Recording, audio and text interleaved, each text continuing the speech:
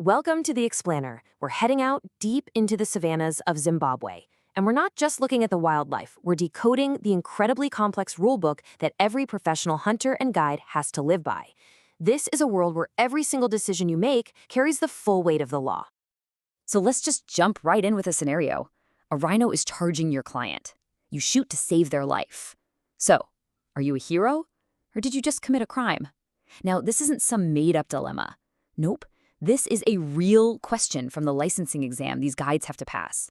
It perfectly sums up the kind of pressure they're under, where a split-second choice is judged not by instinct, but by a really specific and, frankly, unforgiving legal code. So here's how we're going to break it all down today. We'll start with the hunter's law book itself. Then we'll look at what it takes to get a license to guide. After that, we'll get into the rules of the hunt, the real nitty-gritty. We'll also cover what the law says about when things go wrong, and believe me, they do. Then there's the paper trail, from field to export. And finally, we'll wrap it all up by looking at what this all means, this coded responsibility.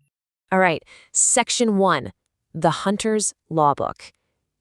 Before you can even think about being a professional guide in Zimbabwe, you have to become a bit of a lawyer.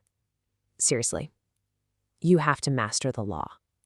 And the exam questions we're going to look at today, they all come from what's famously known as the Green Book. It's this super rigorous test on the whole complex web of laws and regulations that make up their wildlife code. Okay, on to Section 2, getting that license to guide. Look, before anyone even dreams of leading a hunt, they have to get through a really strict licensing process. This is not a weekend hobby, It's a highly regulated profession, and the paperwork, that's the very first wall you have to climb. So you've got these different levels of licenses, from learner all the way up to a full professional guide.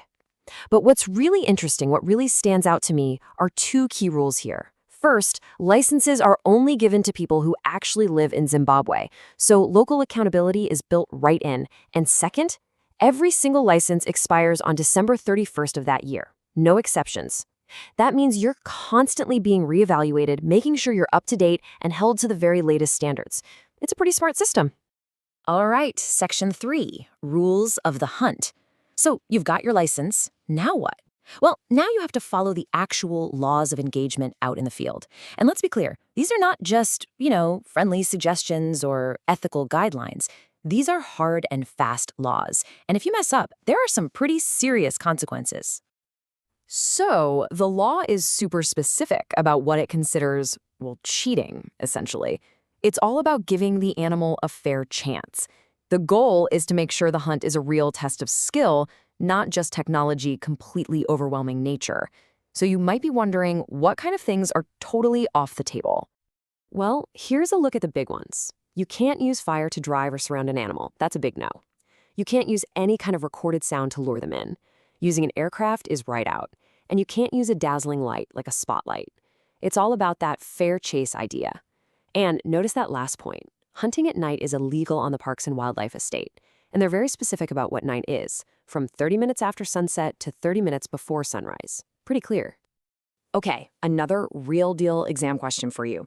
Picture this. Your client spots the trophy buffalo of a lifetime. They're excited, they're ready to take the shot, but you're only about 300 meters from a staff village. The pressure is absolutely on. So what's the call? Remember, as the guide, you are the law out there. It's your license on the line, not the client's thrill. What do you do?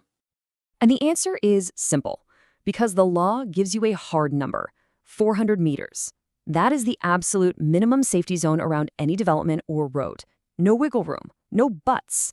The answer is you tell the client, sorry, no. It's not up for debate. Public safety is literally written into the code of the hunt. And the law gets even more detailed. It's not just where you can hunt, but what you can hunt with. I mean, look at this. They specify the minimum caliber for different types of animals. And this isn't about making it harder for the hunter. It's all about ethics. It's about ensuring the firearm is powerful enough for a quick, humane kill. So taking a shot at a buffalo with a 7mm rifle, that's not just a bad call. It's actually illegal. The tool has to be right for the job, period. Okay, moving on to Section 4, when things go wrong. Because let's face it, no matter how carefully you plan, no matter how many rules you follow, this is the wild. Things can go sideways in a heartbeat. A hunt can turn into a life-or-death situation just like that. So let's dive into how the law deals with these really intense, high-stakes moments. And here it is, the answer to that question we started with about the charging rhino. The law says, yes, you absolutely can kill an animal to defend yourself or someone else. But, and this is a huge but, the burden of proving you had to do it is 100% on you, the person who pulled the trigger. So you can be a hero in the moment, but you'd better be ready to be a defendant later and prove your case. All right, this next one it's just tough.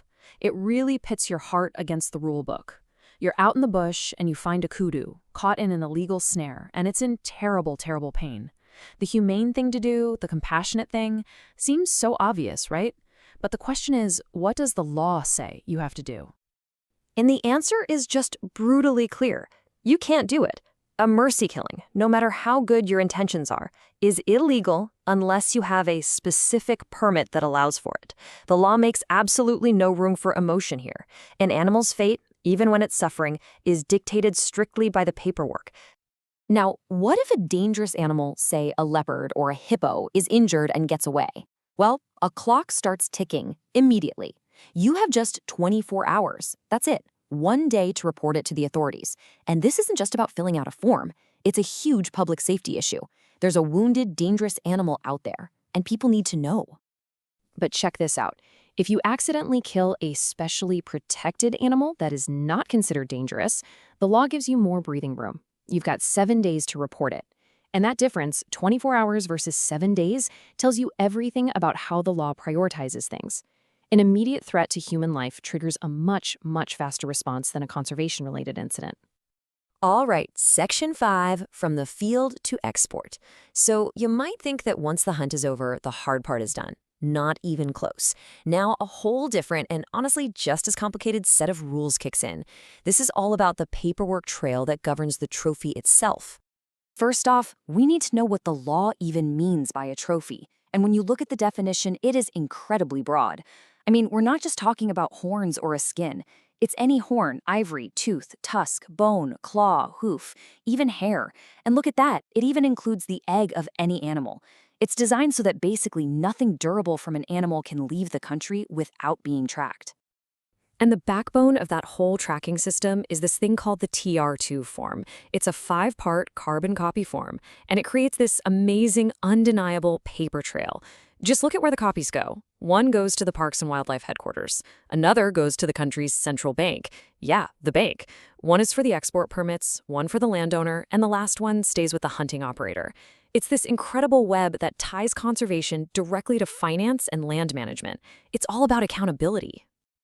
And you think you're done? Nope. There's another deadline. Once you finally get that export permit, it's only good for 6 months. And that's a clever little rule, right? It stops people from hoarding old permits or trying to use them for something else long after the hunt is over. It keeps the whole process timely and transparent. Now, this is where Zimbabwe's local laws connect with the rest of the world. For animals that are regulated internationally under CITES, think leopards, cheetahs, there's an extra step. Zimbabwe won't even give you an export permit until you can show them that you already have an import permit from your home country. It's like a lock and key system. You add in mandatory CITES tags for certain animals, plus super strict deadlines for registering ivory, and what you get is a system that's trying its best to be absolutely watertight. So, that brings us to our final section, a coded responsibility. We've just walked through this incredible legal maze, right? From getting a license, to the rules in the field, to the mountain of paperwork for export. So what's the big takeaway from all of this? What does it all really mean? You know, when you step back and look at it all, this framework is about so much more than just a list of rules. It's really about defining a relationship between humans and the wild. This code forces the professional hunter to be more than just a guide for a client. It makes them a legal steward. Every shot is recorded. Every tough call has to be legally justified. Every single animal is accounted for from beginning to end. And it leaves us with a pretty powerful thought, right? It tells us that when we choose to interact with the wild, especially when it involves life and death, that interaction doesn't just come with a thrill. It comes with a profound and very, very deeply coded responsibility.